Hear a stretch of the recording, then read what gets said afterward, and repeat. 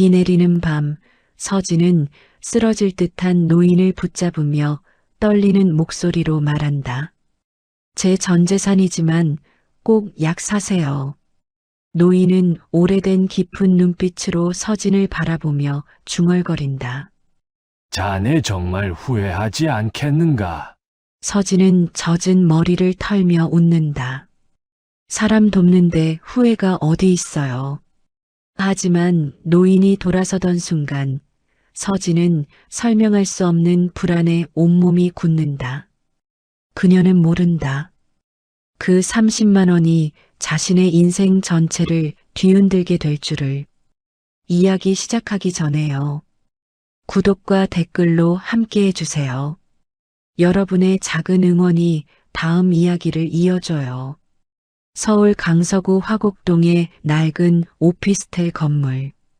6층에 위치한 중소기업 한국산업기획의 사무실은 형광등이 깜빡거리고 벽지가 군데군데 떨어져 나간 채로 하루하루를 버텨내고 있었습니다.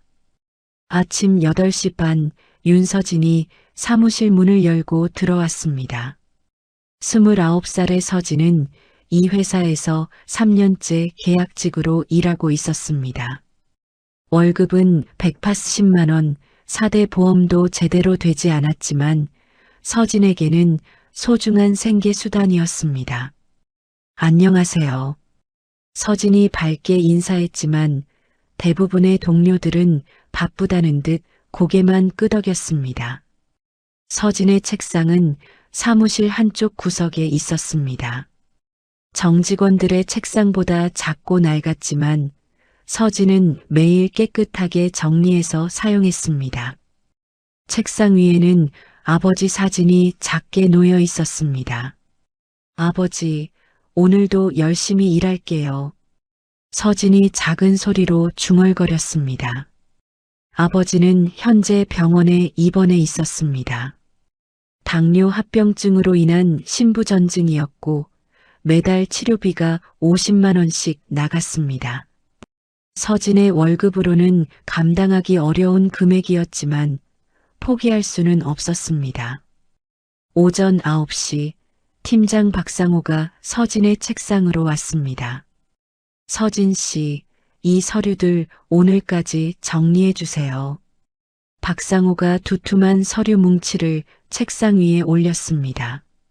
네, 알겠습니다. 서진이 고개를 숙이며 대답했습니다. 실수하면 안 돼요. 계약직이니까 더 신경 써야죠.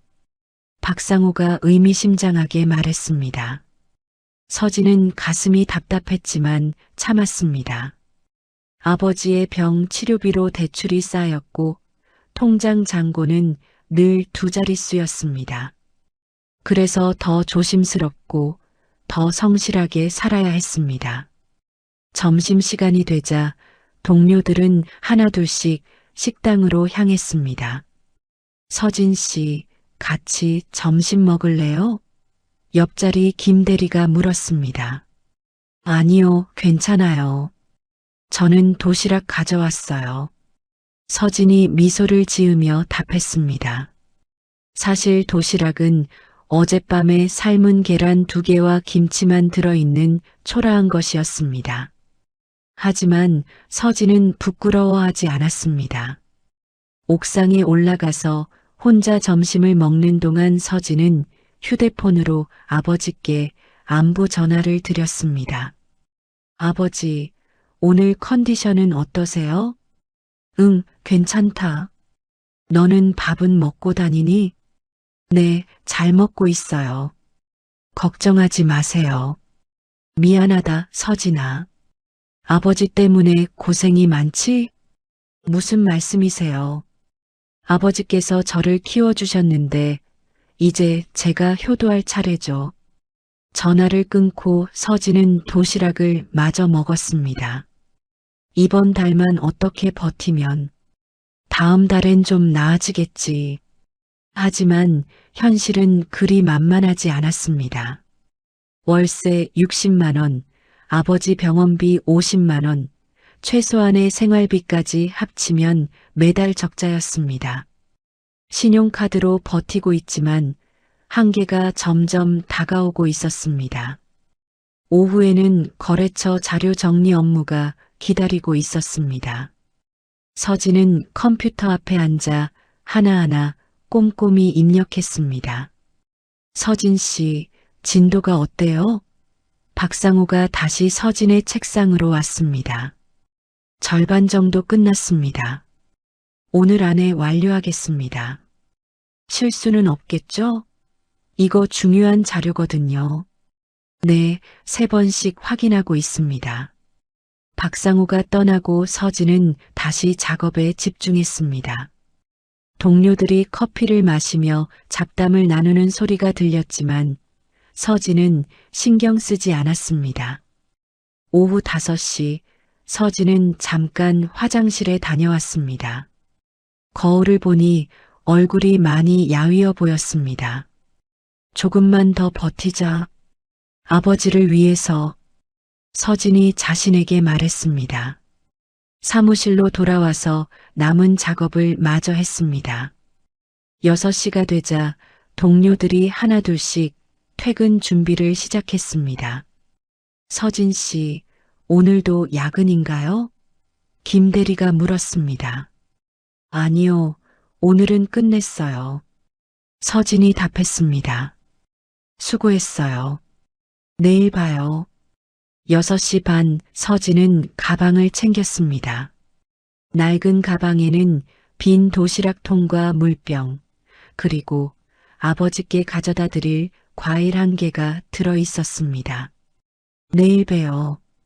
서진이 남은 동료들에게 인사하며 사무실을 나섰습니다.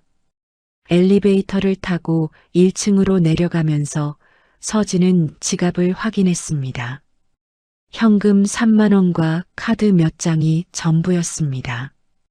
이번 달 월세는 카드로 돌렸고 다음 달까지 어떻게 버텨야 할지 막막했습니다. 건물 밖으로 나오니 11월 말 저녁 바람이 차가웠습니다. 서진은 얇은 코트깃을 세우며 지하철역으로 향했습니다. 지하철역까지는 걸어서 10분 정도 걸렸습니다. 길을 걸으며 서진은 오늘 하루를 돌아봤습니다.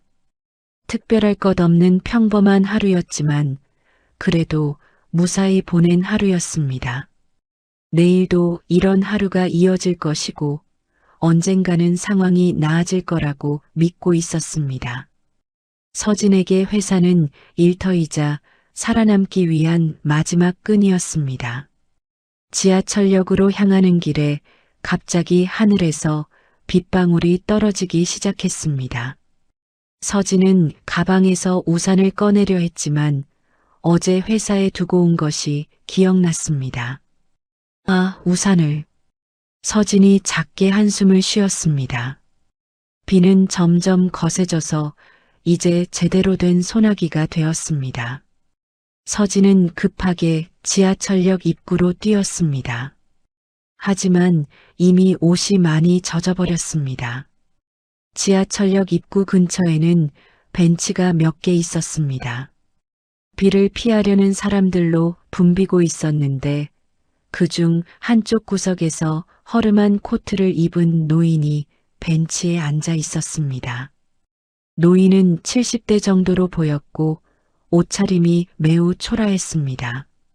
코트는 여러 군데 헤어져 있었고 신발도 많이 낡아 보였습니다. 무엇보다 노인의 얼굴이 창백해서 몸이 아픈 것 같아 보였습니다. 서진이 지나가려던 순간 노인이 갑자기 벤치에서 비틀거리며 일어서려 했습니다. 하지만 다리에 힘이 없는지 다시 주저앉았습니다. 서진이 걸음을 멈추고 노인을 바라봤습니다.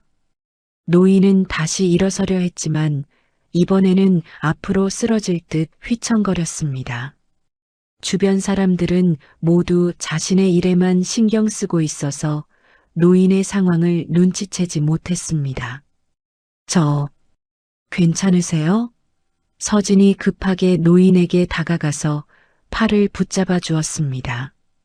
노인은 놀란 듯 서진을 바라봤습니다. 아, 괜찮습니다.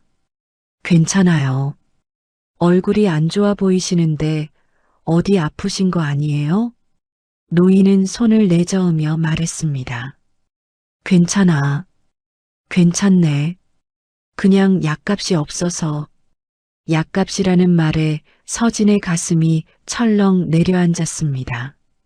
자신도 아버지의 병원비 때문에 어려움을 겪고 있어서 노인의 상황이 남의 일 같지 않았습니다. 약값이요?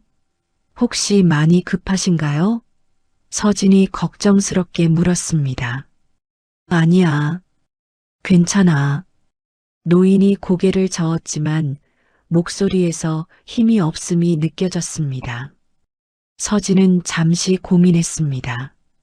지갑 속에는 이번 달 남은 생활비 30만 원이 전부였습니다. 월세는 이미 카드로 결제했고 아버지 병원비도 다음 주에 내야 했습니다. 하지만 노인을 그냥 지나칠 수는 없었습니다. 잠깐만요.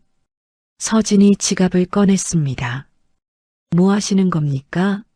노인이 당황하며 물었습니다. 서진은 지갑에서 30만 원을 모두 꺼냈습니다. 이 돈, 약 사세요. 꼭요. 노인은 깜짝 놀라며 서진을 바라봤습니다. 이런 큰 돈을. 아가씨, 이건 안 돼요. 괜찮아요. 사람이 아프면 약을 먹어야죠. 하지만, 받으세요. 제발이요. 서진이 노인의 손에 돈을 쥐어주었습니다. 노인은 서진의 손을 잡고 눈을 자세히 들여다봤습니다. 그 눈빛이 이상하게도 깊고 날카로웠습니다. 마치 서진의 마음속을 들여다보는 것 같았습니다. 자네, 후회하지 않을 텐가? 노인이 의미심장하게 물었습니다. 후회요? 사람이 사람을 돕는데 후회가 어디 있어요? 서진이 미소를 지으며 답했습니다.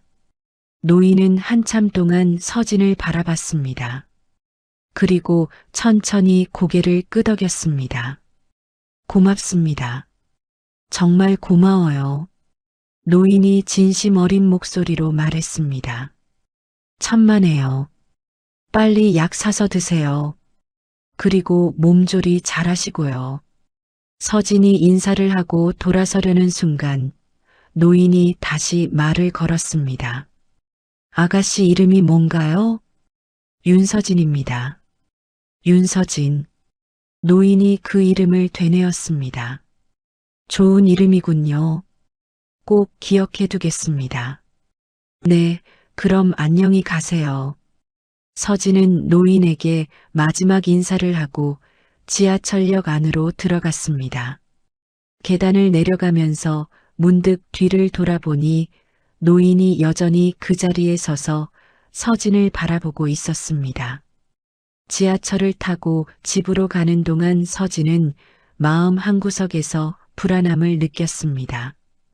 30만 원은 자신에게 정말 소중한 돈이었습니다. 이제 다음 월급날까지 어떻게 버텨야 할지 막막했습니다. 괜찮아. 어떻게든 되겠지. 서진이 자신을 달래며 중얼거렸습니다. 하지만 노인의 마지막 눈빛이 계속 마음에 걸렸습니다. 왜 그렇게 자신을 뚫어지게 쳐다봤을까? 그리고 후회하지 않을 텐가? 라는 말은 무슨 의미였을까? 집에 도착한 서진은 냉장고를 열어봤습니다. 남은 음식이 거의 없었습니다. 라면 2개와 계란 몇 개가 전부였습니다. 내일부터는 정말 절약해야겠다. 서진이 한숨을 쉬었습니다. 그날 밤 서진은 잠자리에 누워서도 계속 그 노인 생각이 났습니다. 과연 자신이 한 일이 옳았을까? 하지만 곧 마음을 다잡았습니다. 어려운 사람을 돕는 것에 후회할 이유는 없었습니다. 일주일이 지났습니다. 서진은 그동안 라면과 계란으로만 연명하며 어렵게 버텨왔습니다. 노인에게 준 30만 원 때문에 생활이 더욱 팍팍해졌지만 후회하지는 않았습니다. 월요일 아침 평소와 같이 8시 반에 출근하던 서진은 회사 건물 앞에서 이상한 광경을 목격했습니다. 반짝이는 검은 벤츠 S클래스가 건물 정면에 주차되어 있었습니다. 저 차 뭐지? 서진이 차를 바라보며 중얼거렸습니다. 회사 건물에는 평소에 그런 고급차가 오는 일이 없었습니다. 대부분 중소기업들이 입주해 있는 건물이라 임원들도 국산차를 타는 경우가 많았습니다. 건물 입구에서 다른 직장인들도 그 차를 신기하게 바라보고 있었습니다. 저 차 누구 것 같아? 회장님이라도 오신 건가? 우리 회사에는 저런 차 탈 사람 없는데. 서진은 별 신경 쓰지 않고 건물 안으로 들어갔습니다. 엘리베이터를 타고 6층에 있는 회사로 향했습니다. 안녕하세요. 서진이 평소와 같이 동료들에게 인사했습니다. 그런데 사무실 분위기가 평소와 달랐습니다. 직원들이 웅성거리며 뭔가 흥분해 있었습니다. 서진 씨 들었어요? 옆자리 김대리가 서진에게 다가왔습니다. 뭐요? 오늘 회사에 중요한 손님이 오신다는 소문이 있어요. 중요한 손님이요? 네, 그것도 아주 큰 회사에서 오신다고 하던데. 서진은 그저 고개만 끄덕이고 자신의 자리에 앉았습니다. 그런 일들은 계약직인 자신과는 상관없는 일이라고 생각했습니다. 오전 10시쯤 갑자기 사무실이 술렁거리기 시작했습니다. 창가에 앉은 직원들이 밖을 내다보며 수군거렸습니다. 저분 누구지? 벤치에서 내리시는 분 봤어? 나이가 꽤 있으신 것 같던데. 서진도 궁금해서 창 쪽으로 가서 내려다봤습니다. 검은 벤치 옆에서 한 노인이 차에서 내리고 있었습니다. 거리 때문에 얼굴은 잘 보이지 않았지만 정장을 입은 노인이었습니다. 저분이 오늘 오신다는 중요한 손님인가 봐요. 김 대리가 말했습니다. 서진은 별 관심 없이 자리로 돌아왔습니다. 오늘도 처리해야 할 업무가 쌓여 있었습니다. 그런데 1시간 후 팀장 박상호가 급하게 사무실로 들어왔습니다. 여러분, 잠깐 주목해 주세요. 박상호가 큰 소리로 말했습니다. 모든 직원들이 고개를 들어 박상호를 바라봤습니다. 오늘 우리 회사에 아주 중요한 분이 오셨습니다. 한국 굴지의 대기업에서 오신 분이니까 모두 조심해서 행동해 주세요. 어떤 회사에서 오신 건가요? 김 대리가 물었습니다. 한도그룹에서 오셨습니다. 그것도 임원급에서요. 직원들이 모두 놀라는 표정을 지었습니다. 한도그룹은 국내 10대 대기업 중 하나였습니다. 왜 우리 같은 작은 회사에? 누군가가 중얼거렸습니다. 이유는 모르겠지만 어쨌든 실수하지 말고 조심해서 행동하세요. 박상호가 나간 후 사무실은 더욱 술렁거렸습니다. 한도그룹이라니. 대박이다. 혹시 우리 회사 인수하려는 건 아닐까? 그럴 리 없어. 우리 같은 작은 회사를. 서진은 그런 대화들을 들으면서도 자신의 일에만 집중했습니다. 어차피 그런 큰 일들은 자신 같은 계약직과는 무관한 일이었습니다. 점심시간이 되자 서진은 평소처럼 옥상으로 올라갔습니다. 오늘도 라면 하나가 점심이었습니다. 돈이 없어서 편의점에서 가장 싼 라면을 샀습니다. 옥상에서 라면을 먹으며 서진은 일주일 전 노인을 도왔던 일을 생각했습니다. 경제적으로는 힘들어졌지만 그래도 옳은 일을 했다는 생각에 마음은 편했습니다. 오후 2시쯤 갑자기 사무실에 긴장감이 돌았습니다. 한도그룹에서 온 임원이 회사 내부를 둘러보러 온다는 소식이 들렸습니다. 모두 자리 정리하고 열심히 일하는 모습 보여주세요. 박상우가 지시했습니다. 직원들이 모두 긴장하며 업무에 집중하는 척했습니다. 서진도 평소보다 더 바른 자세로 앉아서 컴퓨터 작업을 했습니다. 그때 사무실 문이 열리며 회사 사장과 함께한 노인이 들어왔습니다. 서진이 고개를 들어 그 노인을 보는 순간 온몸이 얼어붙었습니다. 어르신? 서진이 작은 소리로 중얼거렸습니다. 일주일 전 지하철역에서 만났던 바로 그 노인이었습니다. 하지만 지금은 완전히 다른 모습이었습니다. 고급 정장을 입고 당당한 자세로 서 있었습니다. 노인도 서진을 발견하고 천천히 미소를 지었습니다. 윤서진 씨, 잠깐 나와서 이야기 좀 하겠습니까? 사무실 전체가 조용해졌습니다. 모든 직원들의 시선이 서진에게 집중되었습니다. 사무실 전체가 숨을 죽인 채 조용해졌습니다. 모든 직원들의 시선이 서진에게 집중되었고 서진은 당황해서 어떻게 해야 할지 몰랐습니다. 저를요? 서진이 떨리는 목소리로 물었습니다. 노인은 온화한 미소를 지으며 고개를 끄덕였습니다. 네, 윤서진 씨. 잠깐 이야기할 시간이 있나요? 박상호 팀장이 놀란 표정으로 서진과 노인을 번갈아 봤습니다. 서진 씨가 이분을 아시는 건가요? 아, 네. 잠깐 뵌 적이 있습니다. 서진이 어색하게 답했습니다. 직원들이 수군거리기 시작했습니다. 서진 씨가 한도그룹 임원을 안다고? 어떻게 알게 된 거지? 계약직이 그런 분을 알 리가 없는데. 회사 사장이 당황하며 앞으로 나왔습니다. 부회장님, 저희 직원이 신뢰를 범한 건 아니겠죠? 부회장? 서진이 깜짝 놀라며 노인을 바라봤습니다. 노인은 조용히 말했습니다. 신뢰는 무슨, 오히려 제가 고마움을 표하고 싶어서 왔습니다. 사장과 박상호, 그리고 모든 직원들이 더욱 당황했습니다. 한도그룹의 부회장이 계약직 직원에게 고마움을 표한다는 것이 믿어지지 않았습니다.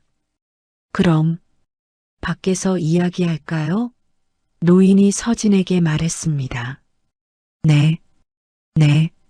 서진이 일어나며 대답했습니다.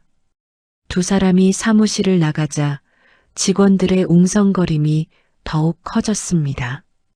대체 뭔 일이지? 서진 씨가 부회장을 어떻게 아는 거야? 혹시 무슨 특별한 배경이라도 있는 건가? 복도로 나온 서진과 노인은 조용한 곳으로 이동했습니다. 노인이 향한 곳은 회사 건물 맨 위층이었습니다. 평소 직원들조차 못 들어가는 임원 전용 엘리베이터였습니다. 여기는 서진이 어리둥절해했습니다. 괜찮습니다. 제가 허락했으니까요. 노인이 말했습니다. 엘리베이터를 타고 최상층에 도착하자 고급스러운 사무실이 나타났습니다. 넓은 창문으로 서울 시내가 한눈에 내려다 보였습니다. 앉으세요. 노인이 소파를 가리켰습니다. 서진이 조심스럽게 앉자 노인도 맞은편에 앉았습니다. 먼저 제 정체를 제대로 소개해야겠네요. 노인이 조용히 말했습니다. 서진은 긴장한 채로 기다렸습니다. 저는 한도그룹의 부회장 한도연입니다. 그리고 노인이 잠시 말을 멈췄습니다. 일주일 전 지하철역에서 당신을 만난 그 사람이기도 하죠. 부회장님이요? 서진이 믿을 수 없다는 표정을 지었습니다. 그럼 그날 노숙하던 분이 도연이 고개를 끄덕였습니다. 그것도 저였습니다. 하지만 왜 그런 모습으로 도연이 창밖을 바라보며 설명했습니다. 저는 가끔 일반인들의 진짜 모습을 보기 위해 그런 변장을 합니다. 사람들이 돈과 지위를 보고 대하는 것이 아니라 진짜 마음을 보고 싶어서요. 서진은 여전히 혼란스러워했습니다. 그날 당신이 건넨 30만 원. 그것은 돈이 아니라 마음을 본 것입니다. 도연이 서진을 바라보며 말했습니다. 제가 뭘 그리 대단한 일을. 서진이 당황하며 말했습니다. 대단한 일입니다. 자신도 어려운 상황에서 타인을 도울 수 있는 마음, 그것이 진짜 가치죠. 그때 문이 열리며 박상우가 들어왔습니다. 허락도 없이 들어온 것이었습니다. 부회장님 죄송합니다. 박상우가 급하게 말했습니다. 저희 직원이 부회장님께 무슨 신뢰를. 도연의 표정이 차가워졌습니다. 누가 들어오라고 했습니까? 그게. 박상우가 당황했습니다. 그리고 이 직원이 무슨 신뢰를 범했다는 겁니까? 박상우가 서진을 노려보며 말했습니다. 부회장님, 이 직원은 계약직에 불과합니다. 감정에 휘둘릴 필요 없으시겠죠? 서진의 얼굴이 빨갛게 달아올랐습니다. 계약직이라는 말에 상처를 받았습니다. 도연이 일어서며 차가운 목소리로 말했습니다. 계약직이면 어떻습니까? 사람의 가치가 고용 형태로 결정되는 건가요?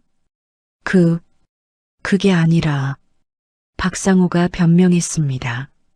나가세요. 지금 당장요. 도연이 단호하게 말했습니다. 박상우는 어쩔 수 없이 사무실을 나갔지만 서진을 원망하는 눈빛을 보냈습니다. 문이 닫히고 나자 도연이 서진에게 말했습니다. 죄송합니다. 불쾌한 일을 겪게 해서요. 괜찮습니다. 서진이 작은 목소리로 답했습니다. 하지만 서진의 마음은 복잡해지기 시작했습니다. 이 만남으로 인해 회사에서 자신의 입지가 어떻게 될지 걱정되었습니다. 도연은 서진의 표정을 보며 무언가를 깨달은 듯 했습니다. 도연과의 대화가 끝나고 서진이 사무실로 돌아왔을 때 분위기가 완전히 달라져 있었습니다.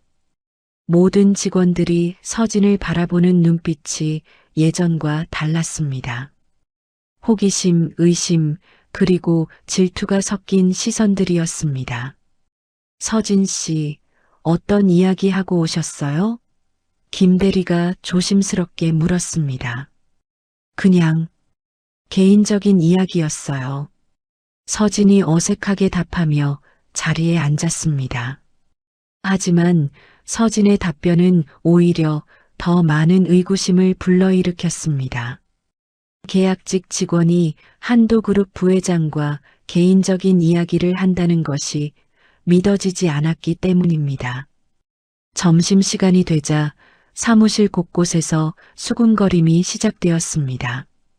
서진 씨가 정말 부회장을 안다는 거야? 계약직이 그런 분을 어떻게 알아? 혹시 뭔가 특별한 관계인 건 아닐까? 서진은 이런 대화들을 들으며 마음이 무거워졌습니다. 옥상에서 혼자 점심을 먹으려 했지만 식욕이 없었습니다. 오후가 되자 박상우가 서진을 별도로 불렀습니다. 서진 씨, 회의실로 좀 와봐요. 박상우의 목소리가 평소보다 차갑게 느껴졌습니다. 회의실에서 박상우는 서진을 노려보며 말했습니다. 도대체 부회장님과 무슨 관계예요? 특별한 관계 아닙니다. 우연히 도움을 드린 적이 있어서. 도움? 박상호가 비웃었습니다. 계약직이 한도그룹 부회장한테 무슨 도움을 줄 수 있다는 거죠? 정말 그냥 작은 도움이었어요. 서진 씨, 저한테 거짓말하지 마세요. 분명히 뭔가 있을 거 아니에요. 박상호는 서진이 어떤 배경이 있어서 부회장과 연결되어 있다고 의심했습니다. 그리고 그것이 자신의 입지를 위협할 수 있다고 생각했습니다. 그날 오후부터 회사 전체에 소문이 돌기 시작했습니다. 계약직이 부회장한테 줄 잘 됐대. 30만 원으로 인생 역전하는 건가? 저런 사람이 회사에 있으면 안 되지.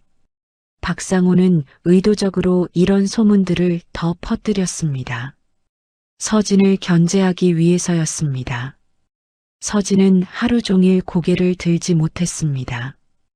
동료들의 시선이 부담스러웠고 수군거리는 소리가 귓가에 맴돌았습니다. 퇴근 시간이 되어서도 서진은 쉽게 자리를 뜰 수 없었습니다. 복도에서 마주치는 동료들의 시선이 불편했습니다. 이틀 후 더 큰 사건이 터졌습니다. 서진이 도연의 차에 타는 모습이 누군가에 의해 촬영되어 회사 내부 단체 채팅방에 올라온 것입니다. 사진에는 서진이 검은 벤츠에 타는 모습이 선명하게 찍혀 있었습니다. 채팅방은 순식간에 난리가 났습니다. 이거 실화야? 서진 씨가 부회장 차에 타네? 뭔가 수상해. 박상호는 이 기회를 놓치지 않았습니다.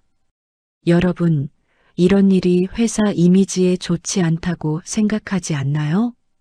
무슨 의미인가요? 김 대리가 물었습니다. 계약직이 대기업 임원과 이런 관계를 맺는 게 과연 적절한지. 회사 입장에서는 부담스럽죠. 다른 직원들도 하나둘씩 박상호의 의견에 동조하기 시작했습니다. 맞아요. 좀 이상해 보이긴 해요. 우리 회사 평판에 안 좋을 것 같은데. 서진이 사무실에 들어왔을 때 모든 사람들이 갑자기 조용해졌습니다. 서진은 이상한 분위기를 감지했지만 정확히 무슨 일인지 몰랐습니다. 점심시간에 화장실에 갔다가 서진은 동료들의 대화를 엿듣게 되었습니다. 서진 씨 때문에 우리 회사가 이상한 소문 날 것 같아. 맞아. 계약직 주제에 너무 나서는 것 같아. 부회장이랑 뭔 관계인지 모르겠지만 우리한테는 좋을 게 없지. 서진은 충격을 받았습니다. 자신이 아무 잘못도 하지 않았는데 이런 오해를 받고 있다는 것이 억울했습니다. 오후에 박상호가 서진을 다시 불렀습니다. 서진 씨, 솔직히 말해봐요. 부회장님과 정말 어떤 관계인 거예요? 정말 그냥 우연히 도움을 드린 게 전부예요. 그런데 왜 차까지 태워주시는 거죠? 그건 그냥 마침 같은 방향이라서. 박상호는 서진의 답변을 믿지 않았습니다. 서진 씨, 회사 분위기 알죠? 직원들이 다 불편해해요. 이런 상황이 계속되면. 박상호는 말끝을 흐렸지만 그 의미는 분명했습니다. 서진에게 퇴사를 암시하는 것이었습니다. 그날 저녁 서진은 집에서 혼자 울었습니다. 선한 마음으로 한 일이 이렇게 큰 문제가 될 줄 몰랐습니다. 휴대폰에는 도연에게서 온 문자가 있었습니다. 내일 시간 되시면 차 한잔하면서 이야기하고 싶습니다. 하지만 서진은 답장을 보내기 망설여졌습니다. 이 이상 도연과 만나면 오해가 더 커질 것 같았습니다. 서진은 밤새 고민한 끝에 도연의 문자에 답장을 보냈습니다. 하지만 회사 근처가 아닌 조용한 카페에서 만나자고 제안했습니다. 더 이상 오해를 받고 싶지 않았기 때문입니다.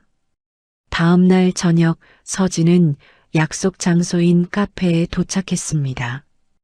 도연은 이미 와서 기다리고 있었습니다. 평범한 옷차림으로 변장한 모습이었습니다. 오셨군요. 도연이 미소를 지으며 일어났습니다. 네. 서진이 조심스럽게 자리에 앉았습니다. 우선 주문부터 하죠. 뭘 드시겠어요? 아메리카노 하나만 주세요. 도연이 음료를 주문하고 돌아와서 서진의 표정을 살펴봤습니다. 지난번보다 훨씬 지쳐 보였습니다. 요즘 회사에서 힘드시죠? 도연이 조심스럽게 물었습니다. 서진이 고개를 들어 도연을 바라봤습니다. 어떻게 아셨어요? 제가 회사에 나타난 후 분위기가 어떨지 짐작이 갔습니다. 서진의 눈가가 붉어졌습니다. 부회장님, 저 때문에 오히려 피해 보시는 것 같아요. 그냥 거리를 두세요. 무슨 말씀이세요? 회사 사람들이 저를 이상하게 봐요.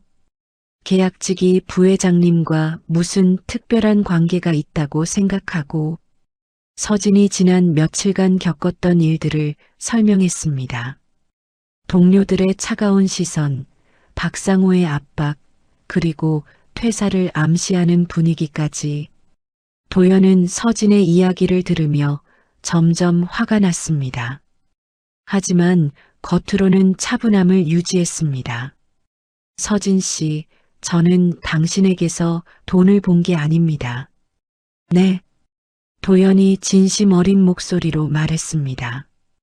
가장 어려운 순간에도 타인을 도울 줄 아는 마음. 그게 진짜 가치입니다.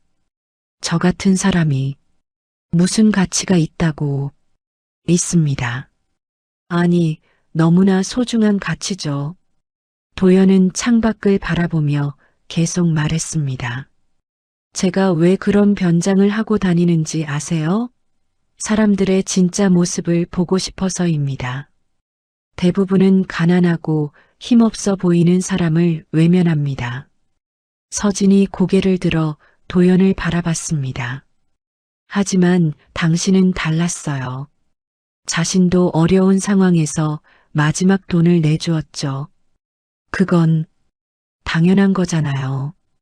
당연하지 않습니다. 요즘 세상에 그런 사람이 얼마나 될까요? 도연이 서진의 손을 바라보며 말했습니다. 가난은 죄가 아닙니다. 계약직이라는 것도 부끄러운 일이 아니고요. 사람됨이 죄가 되면 안 되죠. 서진의 눈에서 눈물이 흘러내렸습니다. 지난 며칠간 받았던 상처와 억울함이 한꺼번에 올라왔습니다. 하지만 저는 정말 아무것도 아닌 사람이에요. 계약직이고 가난하고 그런 것들이 사람의 가치를 결정하지 않습니다. 도연이 서진을 바라보며 단호하게 말했습니다. 당신이 그날 제게 보여준 것은 돈이 아니라 인간성이었어요. 그것이야말로 어떤 돈으로도 살 수 없는 가치죠.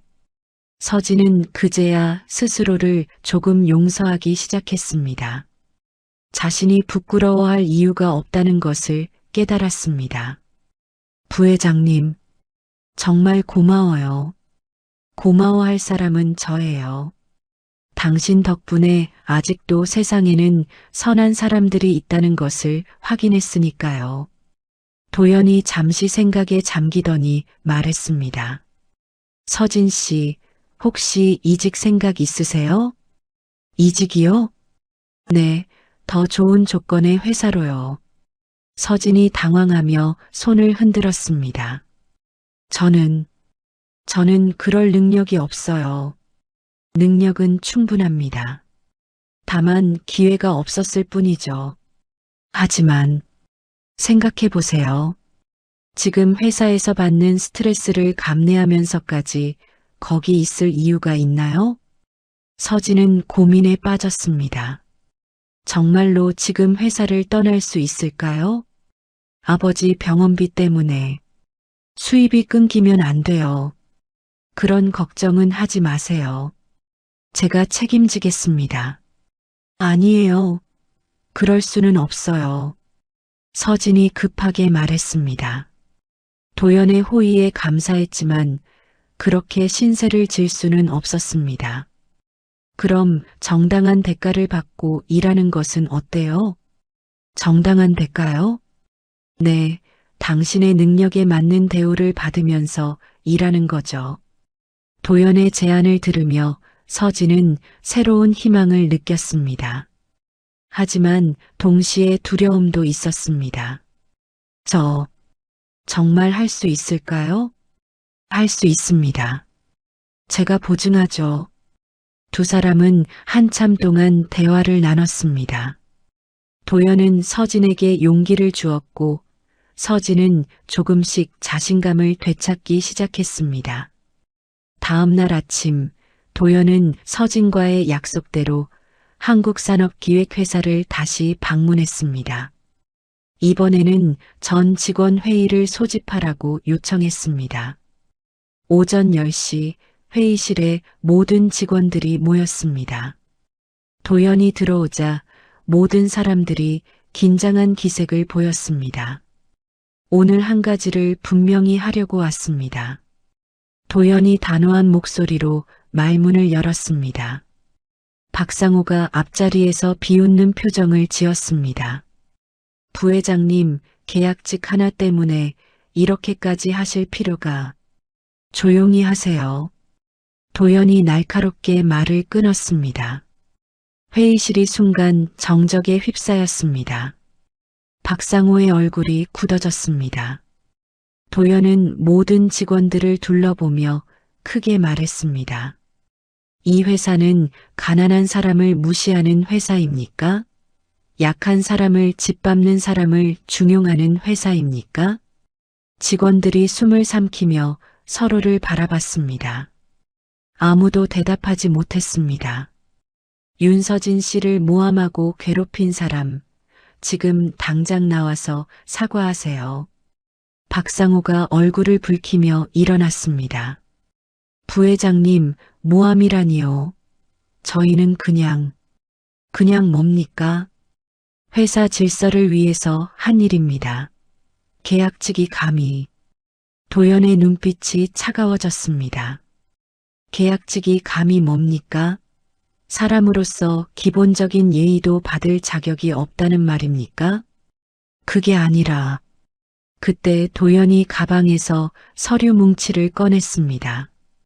박상호 씨, 이게 무엇인지 아세요? 박상호의 얼굴이 창백해졌습니다. 이것은 당신이 서진 씨에 대한 허위 소문을 퍼뜨린 증거입니다. 도연이 서류를 들어보이며 계속 말했습니다. 사내 메신저에서 악의적인 소문을 퍼뜨리고 동료들을 선동해서 한 사람을 집단으로 괴롭힌 증거들이 모두 여기에 있습니다. 직원들 사이에서 탄식이 터졌습니다. 박상호는 어떻게 대답해야 할지 몰라 입만 벌린 채 서 있었습니다. 그리고 도연이 다른 서류를 꺼냈습니다. 회사 기밀을 유출하려던 것도 모두 기록되어 있네요. 뭐라고요? 회사 사장이 깜짝 놀라며 일어났습니다. 박상호 씨가 경쟁업체에 우리 회사 정보를 팔려고 했던 증거입니다. 박상호가 완전히 당황하며 변명했습니다. 그건 오해입니다. 오해가 아닙니다. 모든 증거가 여기에 있어요. 도연이 서류를 사장에게 건네주었습니다. 사장이 서류를 보더니 경악한 표정을 지었습니다. 박상호, 이게 사실이야? 사장이 소리쳤습니다. 박상호는 더 이상 변명할 수 없었습니다. 모든 증거가 너무나 명확했습니다. 저는 당신은 서진 씨를 괴롭히면서 정작 자신이 회사를 배신하고 있었군요. 도연이 차갑게 말했습니다. 직원들이 모두 박상호를 비난하는 시선으로 바라봤습니다. 지금까지 박상호의 말에 동조했던 사람들도 부끄러워했습니다. 도연이 모든 직원들을 바라보며 말했습니다. 여러분, 사람을 판단할 때 무엇을 기준으로 해야 할까요? 고용 형태입니까? 경제적 상황입니까? 아무도 대답하지 않았습니다. 아니면 그 사람의 인품과 마음가짐입니까? 김 대리가 조심스럽게 손을 들었습니다. 인품이 중요하다고 생각합니다. 맞습니다. 윤서진 씨는 어려운 상황에서도 타인을 도울 줄 아는 사람입니다. 반면 박상호 씨는 어떤가요? 박상호가 고개를 떨군 채 아무 말도 하지 못했습니다. 앞으로 이 회사에서 이런 일이 다시 일어나면 안 됩니다. 사람을 외모나 지위로 판단하지 마세요. 회사 사장이 일어서서 말했습니다. 부회장님 말씀이 맞습니다. 저희가 잘못했습니다. 그리고 박상호 씨, 도연이 박상호를 바라봤습니다. 네. 당신은 오늘부로 이 회사와의 관계를 정리하세요. 박상호가 절망적인 표정을 지었습니다. 부회장님, 제발. 이미 결정된 일입니다. 회의가 끝나고 직원들이 하나둘씩 나가면서 서진에게 사과했습니다. 서진 씨, 미안했어요. 저희가 잘못 생각했네요. 앞으로는 이런 일 없을 거예요. 서진은 동료들의 사과를 받으며 마음이 복잡했습니다. 기쁘면서도 한편으로는 아직 믿기지 않았습니다. 도연이 서진에게 다가와서 말했습니다. 이제 마음 편하게 일할 수 있겠네요. 네. 정말 고마워요. 고마워할 일이 아닙니다. 당연한 일을 한 것뿐이에요. 몇 주가 지났습니다. 박상호가 회사를 떠난 후 분위기가 완전히 달라졌습니다. 동료들은 서진을 예전과 다르게 대했고 더 이상 계약직이라는 이유로 무시하거나 차별하지 않았습니다. 어느 금요일 오후 도연이 다시 회사를 방문했습니다. 이번에는 서진을 별도로 만나기 위해서였습니다. 서진 씨, 잠깐 이야기할 시간 있나요?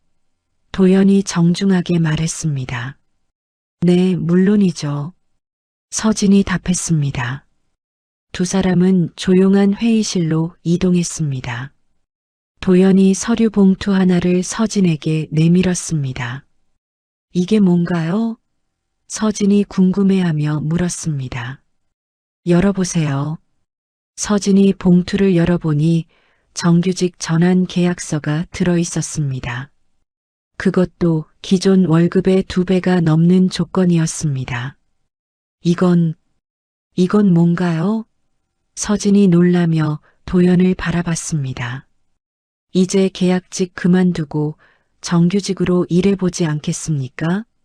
하지만 제가 이런 조건을 받을 자격이 도연이 서진의 말을 막았습니다. 자격이 없다고요? 당신만큼 자격 있는 사람이 또 있을까요? 저는 정말 평범한 사람이에요. 평범하지 않습니다.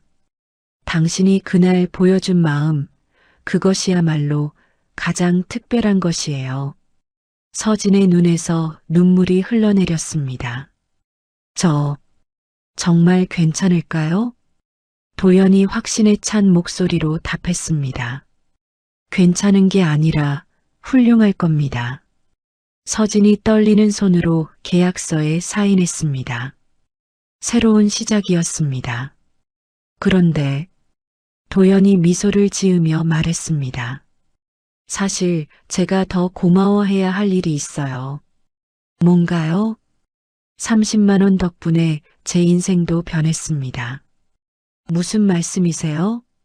도연이 창밖을 바라보며 설명했습니다. 저는 오랫동안 사람들을 믿지 못했어요. 돈과 지위 때문에 접근하는 사람들만 봐왔거든요. 서진이 조용히 들었습니다.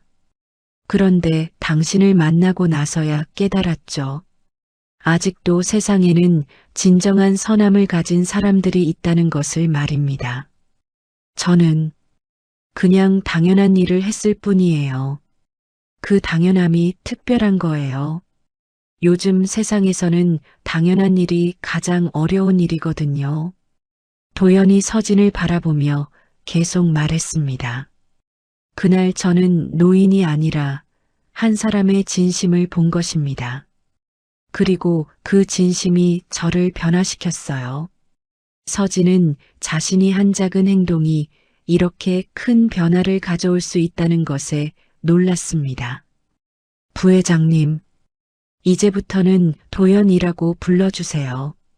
저에게는 당신이 소중한 친구니까요. 친구라니, 제가 감당할 수 있을까요? 당연히 할 수 있어요. 사람의 가치는 지위나 돈이 결정하는 게 아니거든요. 며칠 후 서진은 정규직으로 전환된 첫날을 맞았습니다. 동료들이 축하해 주었고 분위기도 완전히 달라졌습니다. 축하해요, 서진 씨. 김 대리가 케이크를 들고 왔습니다. 고마워요. 정말 꿈 같아요. 당연한 결과예요.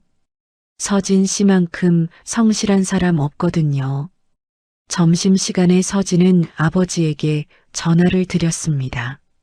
아버지, 좋은 소식이 있어요. 무슨 소식이야? 저 정규직 됐어요. 그것도 월급이 많이 올랐어요. 정말이냐?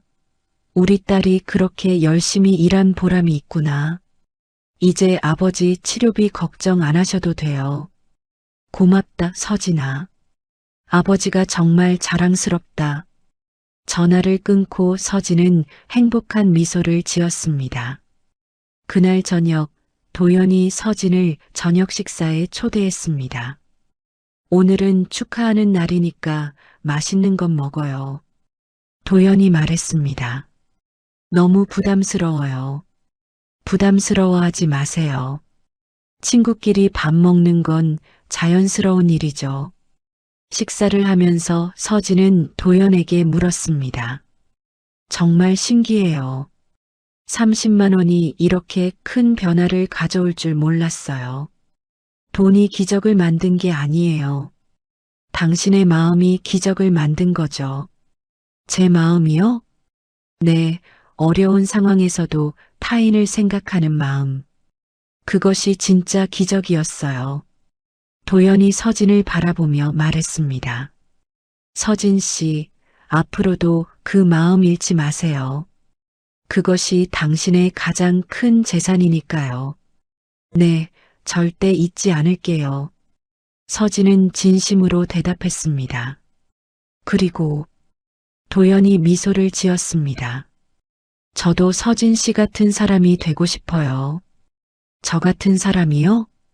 네, 진정한 선함을 가진 사람 말입니다. 서울의 차가운 겨울 바람이 불었지만 서진의 마음은 따뜻했습니다.